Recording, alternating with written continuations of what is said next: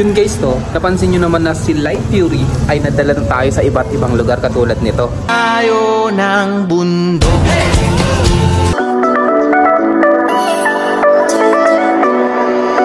At naisip ko dahil papalayo na nga tayo ng papalayo ng ating pinupuntahan, siguro ito na yung tamang oras para pagandahin si Light Fury. Kasi kita nyo naman guys, napakadami na netong sticker marks, mga basag na flarings, and kailangan na rin palitan yung mga luma netong mga pyesa, and sisimulan natin yan ngayon. I mean, naka-order na ako ng makakapagpaganda dito, pero habang hindi pa dumadating, samahan nyo muna ako i-change oil si Light Fury and linisan siya para ma-compare natin yung itsura niya ngayon sa mga susunod ko na video pag naka-setup na siya. Okay guys, samahan nyo sa DSL-88 bandang road 2, and tignan natin kung anong magandang pan-change oil na mawipili natin para i-apply dito kay Light Fury. Papakita ko sa inyo kung ano itsura pagdating ko doon. Tara!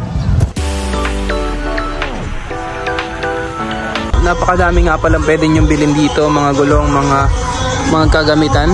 And tignan natin kung magkano yung gulong. Yung binili ko dati, yung Beast tires, 8080 944, pero ang bili ko dyan nakaraan is 1,050. And di ko alam kung bumaba siya. Wholesale nakalagay pero yun siguro 1,050 bili ko doon.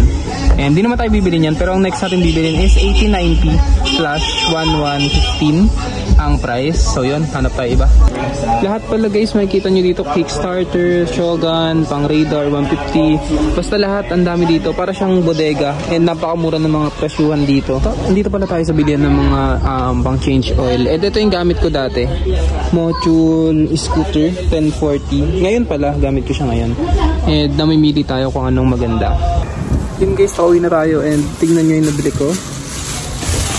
Binili natin is Motul pang scooter, 0.8 liters lang, 800 ml. Kasi sakto lang naman yung dito. So bibili rin tayo ng scooter gear oil na Japan made, GL5. Di ko alam kung anong basa dito, Ineos ba o Ineos. Basta yun na yun. So ito yung gagamitin natin, try lang natin to kung maganda dito sa gear natin. Yun guys, naka-setup na nga pala tayo. Ito yung gagamitin natin, Motul Scooter 10W40 800 ml, Enyos Japan made scooter gear oil. Hindi ko alam kung maganda to kasi hindi ko pa natatry, ngayon ko pa lang. And sasabihin ko kung maganda yung takbo niya sa mga susunod na araw. And ito nga pala yung tatanggalin natin. Ito guys, pag nag-change oil guys, hindi change oil to, hindi dito. Yung yung sige, change oil muna. Change oil is nandito sa ilalim. Ito, kita nyo ba? Ayan, bubuksan mo yan. I-drain mo. Tapos, pagtapos mo i-drain, bubuksan mo to. Tapos tagalin mo ulit. Drain mo ulit mga 2 minuto. Tapos, ito naman is gear oil. Ito, tatanggalin mo first. Tapos ito naman, pag wala nang tumutulo, tanggalin mo na to. Tapos malalabas mo dyan ng konti. Patagalin mo lang ng konti ulit. Tapos ilagay mo na. Kabit mo muna tong ilalim, tapos yung taas. So yun, tapos ka na sa gear oil. Ganun din sa change oil, yung ilalim muna bago yung taas. Ito nga pala yung concern ko dito guys sa center stand ko. Wasak na yung gilid nito. So pag inangat mo tong center stand ko, pag nakaangat na siya, ito is nakalaylay siya. Hinihila ko pa siya pataas para hindi lang siya sumayad. So tatanggalin ko to mamaya after ko mag-change oil kasi wala naman ang pagkagamitin tong center stand ko. Di ko alam kung bibili ako or ipapa-welding ko na lang siya. Lilinisan ko muna to after ko nito, pero parang hindi ko na siya sasama sa vlog kasi parang mahaba rin yung gagawin ko doon.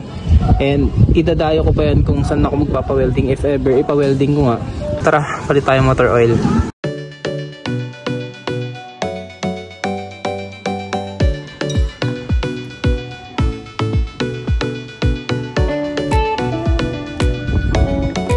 Natabon siya guys kasi lakas ng hangin oh. Hinahangin yung langis. Pa-drain lang natin siya ng konti and bubuksan na natin itong part na to para tumulo yung mga tira.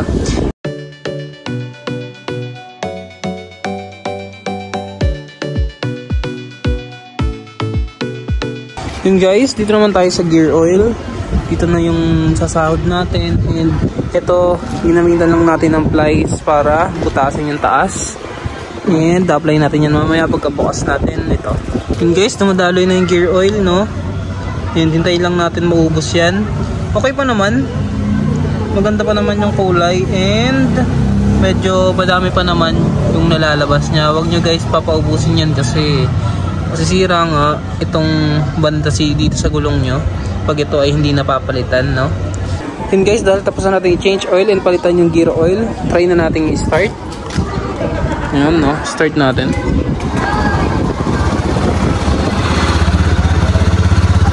Pagkababaan yan, throttle lang natin. Yun, baba, throttle natin. And ito test drive natin. Pero di ko na mabibidyohan yung pag test drive dahil wala akong kasama.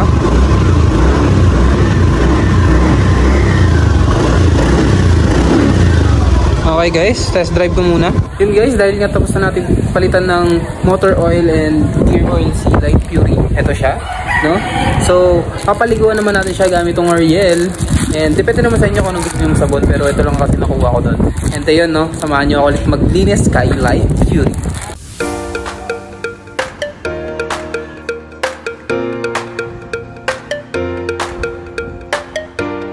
Yun guys, tapos na natin sabunan si Light Fury, no? And maghihintay lang tayo ng 1 minuto ulit para bumaba lang yung mga dumi and tsaka na natin siya babanlawan. Nandito na yung pambanlaw natin. And let's go!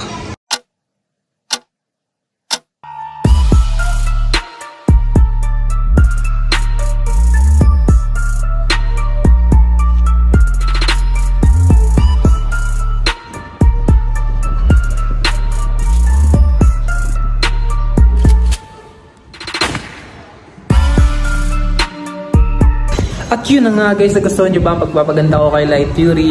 Siyempre, kailangan natin pagandahin si Light Fury kasi marami nga tayong pinupuntahan. And sana mag-stay kayo and mag-subscribe kayo sa channel ko kasi marami ako i-upload ng mga places na malalayo na aking pupuntahan at ipapakita sa inyo. And sana mapaganda natin si Light Fury ng maganda talaga para wala tayong iisipin sa ating paglalakbay. Please subscribe to my channel para makita nyo ang aking mga ganap dito sa aking YouTube channel. See you!